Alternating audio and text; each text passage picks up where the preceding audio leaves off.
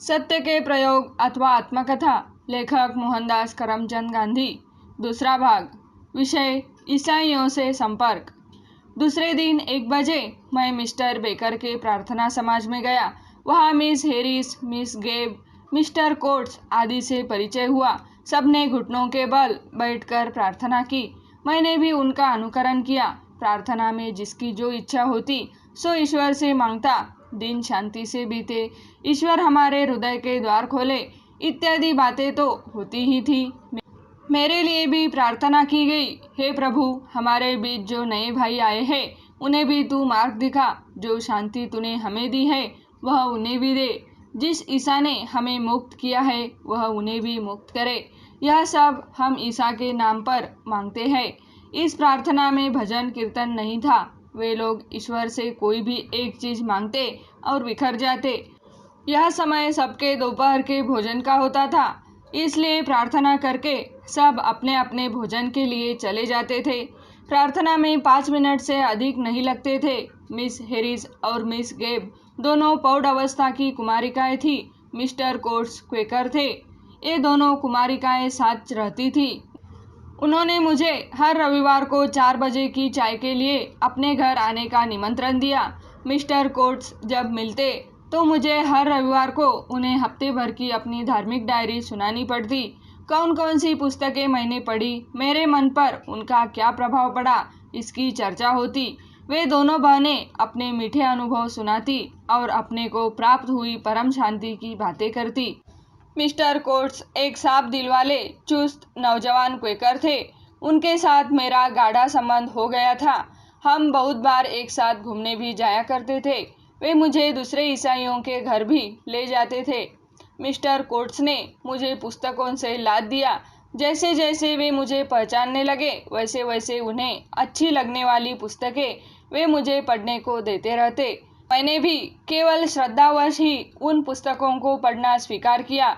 इन पुस्तकों की हम आपस में चर्चा भी किया करते थे। सन 1893 के वर्ष में मैंने ऐसी पुस्तकें बहुत पढ़ी। उन सबके नाम तो मुझे याद नहीं है, लेकिन उनमें सिटी टेम्पल वाले डॉक्टर पार्कर की टीका, पियर्सन की मैनी इनफॉलिबल प्रूफ्स, बटलर की एनोलॉजी इत्यादि पुस्तकें थीं। इनमें का कुछ भाग तो समझ में न आता, कुछ रुचता और कुछ न रुचता। मैं मिस्टर कोट्स को ये सारी बातें सुनाता रहता। मैनी इनफॉलिबल प्रूफ्स का अर्थ है कई अचूक प्रमाण, अर्थात लेखक की राय में बाइबल में जिस धर्म का वर्णन है उसके समर्थन के प्रमाण।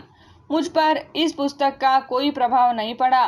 पार्कर की टीका नीतिवर्धक मानी जा सकती है, पर ईसाई धर्म की प्रचलित मान्यताओं के विषय में शंका रखने वाले को उससे कोई मदद नहीं मिल सकती थी।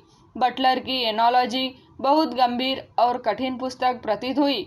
उसे अच्छी तरह समझने के लिए 5-7 बार पढ़ना चाहिए। वह नास्तिक को आस्तिक बनाने की पुस्तक जान पड़ी।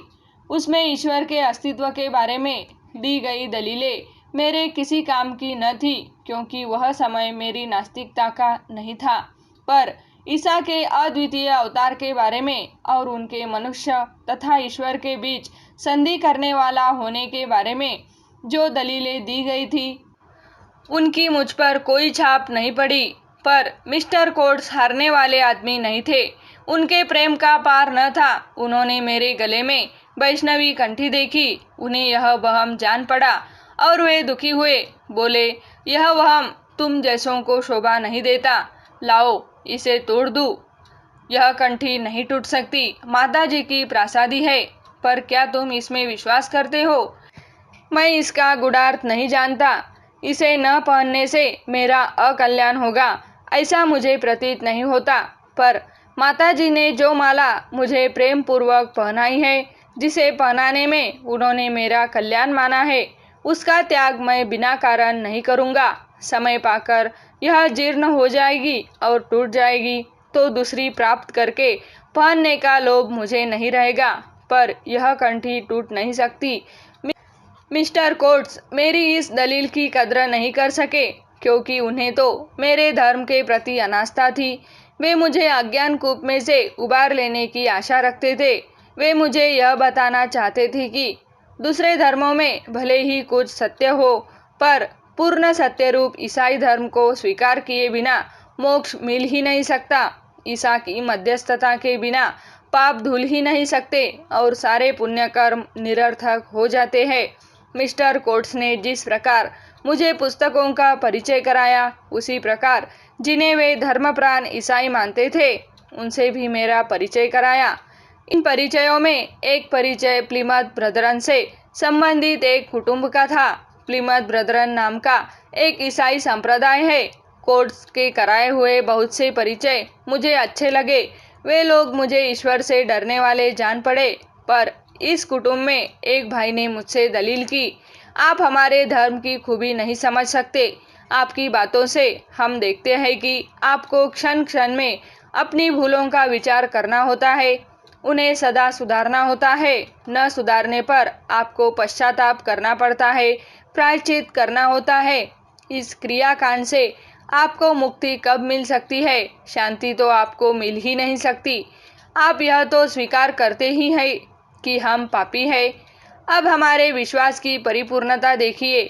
हमारा प्रयत्न व्यर्थ है, फिर भी मुक्ति की आवश्यकता तो है ही। पाप का बोझ कैसे उठे? हम उसे ईसा पर डाल दे। वह ईश्वर का एकमात्र निष्पाप पुत्र है। उसका वरदान है कि जो ईश्वर को मानते हैं उनके पाप धो देता है। ईश्वर की यह अगाध उदारता है।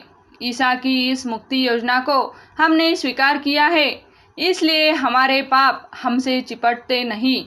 पाप तो मनुष्य से होते ही है।